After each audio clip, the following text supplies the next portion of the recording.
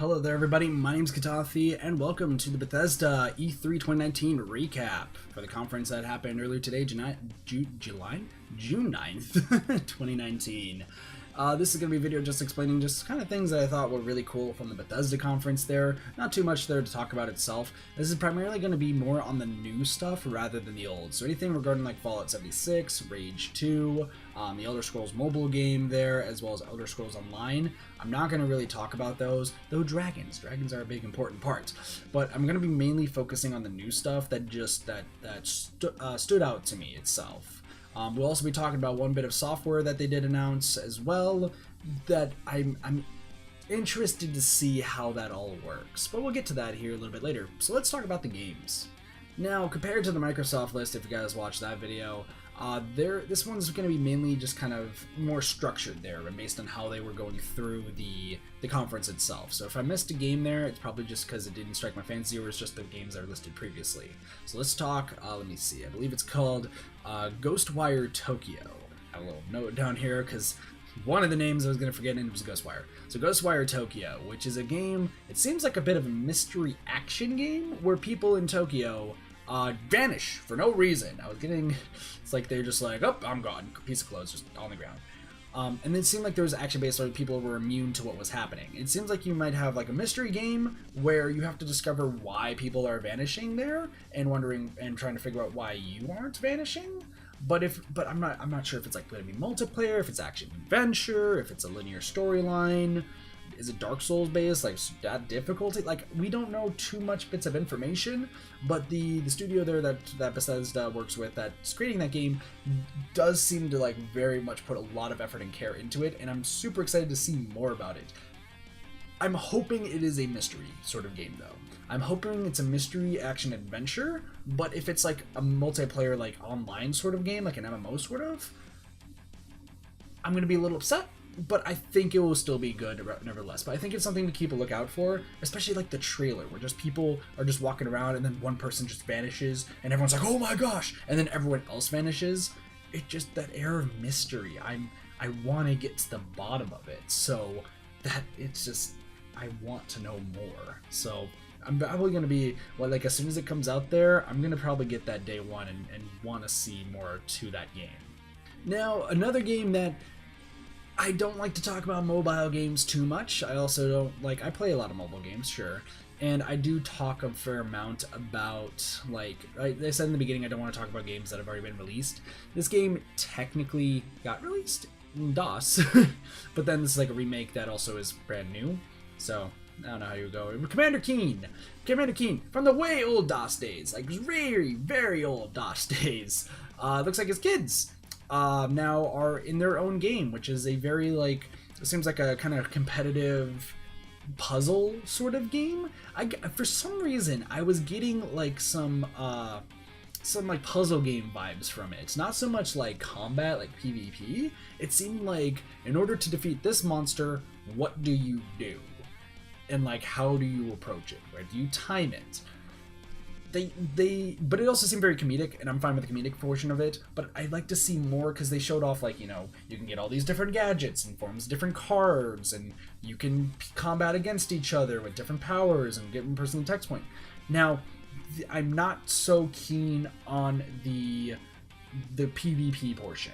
The reason why is because when it comes to the PvP portion of the game, it just doesn't appeal to me, because if one person's significantly stronger than the other, it's just going to be a one-sided fight, and it's just not going to be fun, right? It's just, you're going to kick the other person's butt, or you're going to get your butt kicked, and it's just not going to be fun. It pulls you away from the game. I hope they add it more team-based or something, or maybe equal it out, give you guys like the same power-ups and see who strategizes better with it. That might be a better way to go about it, but we'll have to wait to see. But the comedic value of it, I think it's just worth checking out, especially because it's Commander Keen, and I played it once way back for DOS. I wasn't even alive when it came out, to be fair, but my dad ended up showing it, so I feel like I have to check it for a little bit of nostalgia, but not as much as others, right? So, but if you were around for the DOS era, you may need to check this out. And then we got Wolfenstein Cyberpilot, as well as Wolfenstein Youngblood. Now, Cyberpilot is the VR one, which Not going to say too much on that one. I don't have a VR headset anymore there. I do need to invest in one. VR, of course, it's going to be the way of the future there, and I'm excited to see where more virtual reality games come from. This one does seem like a very, very good VR game for those who have the headset. It doesn't seem like it's going to require too much moving around. It's just going to be staying in one place and just looking around and like pointing the controllers where you need to go, right? It doesn't seem like you need to be walking around or like pressing buttons to move around. It disorients you. It seems like it's one of those that just keeps you still and doesn't make you dizzy. So that one's really cool. But Youngblood is the one I know more people are talking about. It's a co-op Wolfenstein game there featuring two protagonists. I believe it's two sisters looking for their father, who is the main person in the Wolfenstein games there.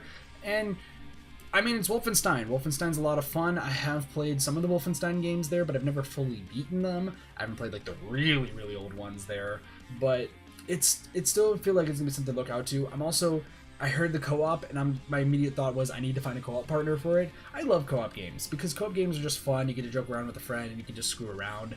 And it seems like this game also doesn't take itself too seriously. It seems like at least the two main characters, like they joke around even while they're like being very brutal to the enemies that they're fighting, the Nazis. Like there's one portion where they're like, "Oh, we're gonna go for him," and there's like stab, stab, stab. It's like, okay, this is a bit of a tone change in the past 2 seconds. So I think it's still one to definitely keep an eye out for. Wolfenstein is a fantastic series. If you've never played Wolfenstein, please try out one of the games there. Even if it's the really, really old one, they're all pretty good. In my own opinion, they're all pretty good. I need to beat them at some point. I have too many games, but I feel like though this is gonna suffer from the point where you have to play the previous games to understand more of what's going on, because of like the main goal, which is saving like their father, I believe, which once again is the main character from the first Wolfenstein. So like you might need to know some more to get some of the context, but I still feel like you might be able to play this game on your own. I'm excited for it though. I'm definitely excited. We also got Deathloop. Now Deathloop it's another one of those time loop games. I referenced this in the Microsoft one talking about 12 minutes. Deathloop, I am more inclined to play than 12 minutes, I will say, but for some reason there's this context of time loop games, and I wonder if that's the theme with E3, is just time loop, just going in the same circle. This one seems to be about two rivals that are stuck in an island, but if they kill the other one comes back in a time loop. But I'm trying to figure out, like when I was watching that, right, I'm trying to figure out if... are they stuck in like a time loop, or do they go to a different dimension and just fight another version of the person? Like, what happens that brings it to this point?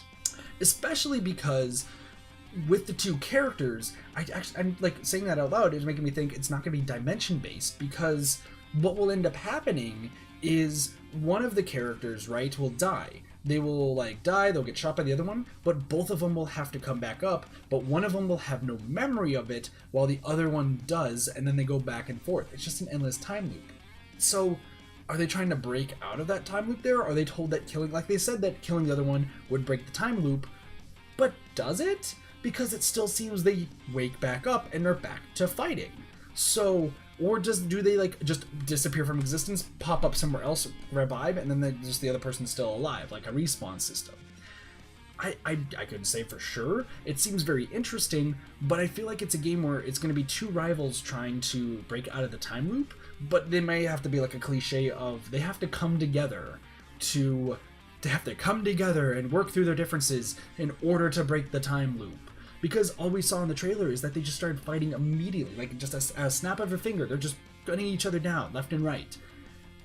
And there's like some other stuff going on of like people, like one guy gets like his brains blown out by just somebody else, but it didn't seem to like there seemed to be other people fighting the two rivals, but what's the point of the entire city? Like I have so many questions, but that's why I'm so intrigued, is because not only is it a time loop game, I also want to see where they go with it. Like, are they going to like are they going to come together and then break you through it? Is it something with the town itself? It's probably something with the island, to be fair.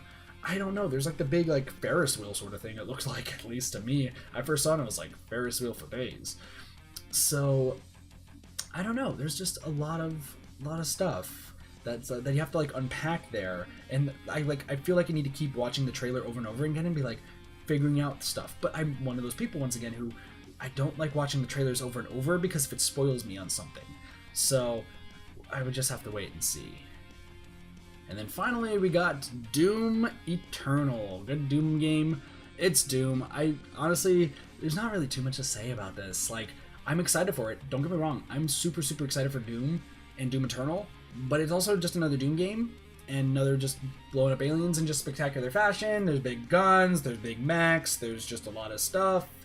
It's going to be intense, going to be very difficult, hell's back, demons, so on and so forth. It's the same thing, it's just going to be up, like the ante is just going to be upped, which, I mean, I'm just more interested to see how they up the ante from the previous game. Because Doom already upped the ante a lot, and if it ups it even further, I'm just going to be like, are you kidding me? How do you up the ante in that one? Like, how was that even possible for that sort of game, Doom guy? How you got yourself in like hell, and then all of a sudden you're just like kicking demons in like weird ways, and now you're just like just going above and beyond. And when they, and especially with when it comes to Doom itself as well, they have that new game mode where it seems like a 3-player one. You have the Slayer and then the 2 demons. I feel like that's very much going against, like, when they were showing the footage, it seems like the Slayer just got destroyed every single time. Like, there was no chance. They saw through a demon and the demon still killed him.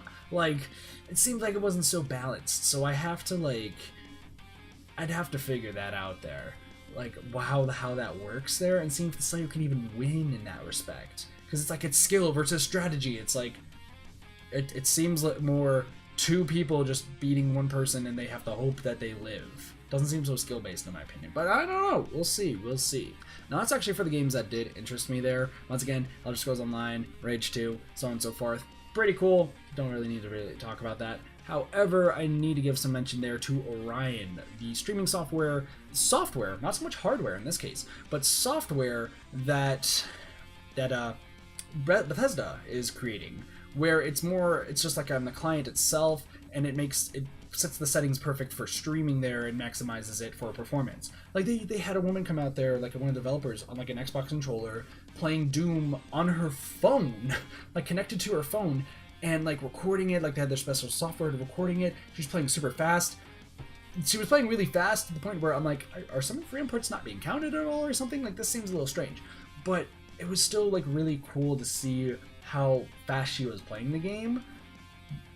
It seemed very much like a tech demo. I'm still a little skeptical of it, but if it works similar to how like a lot of streaming softwares have been going, or now it's hardwares, like this one's more of a software that seems like you download compared to like buying a piece of hardware and connecting it. So it's going to be interesting to see how it works. There's not too much information there on it at this time. It seems like more cloud-based stuff, which is cool, but it seems like it makes a big difference on performance and trying to help you stream games there in a better performance and makes it look better. So I have to wait to see on that one. Other than that, I mean, the only other thing that I could really talk about is Hype Dude. I'm gonna give some special mention to Hype Dude. I don't know who that was in the Bethesda conference. Go out and check it out. There's one guy who is just super stoked the entire time. Like, we were joking. I was in a stream. I was just watching a stream. We were joking around about how hype that dude was. I don't know who he is, but he's my hero. Like, I would never have the courage to just be like, oh yeah, just like screaming. So I gotta give some special mention to Hype Dude. Whoever you are, good on you. I wish I had it. You would make so much stuff in life so much more fun. Like, just be like, yeah, math. Anyway, I just had to give some special mention to that. But that's my thoughts there at the Bethesda conference. Definitely a really good one as well. Seems like 2018, at least the first set of conferences, have been strong so far. So let's see what Devolver Digital does there, which would be the one right after Bethesda there. But I mean, I already saw that because they were so close next to each other. So go out and check out that one there when it's up. And, well, thank you guys so much for watching. Once again, if you liked a different game there or still want to talk about, say, Elder Scrolls Online, Fallout 76, Rage 2, talk about it in the comments down below. I will at least respond to it there. Or if there's games that you don't like or don't seem interested in, tell me why, and I will respond to you and just have a conversation, you know? Anyway, thank you guys so much for watching, and have a wonderful day, night, morning, afternoon, and or evening. My name is Katafi. I'll see you guys next time for whatever's next to come. See you guys later. Peace.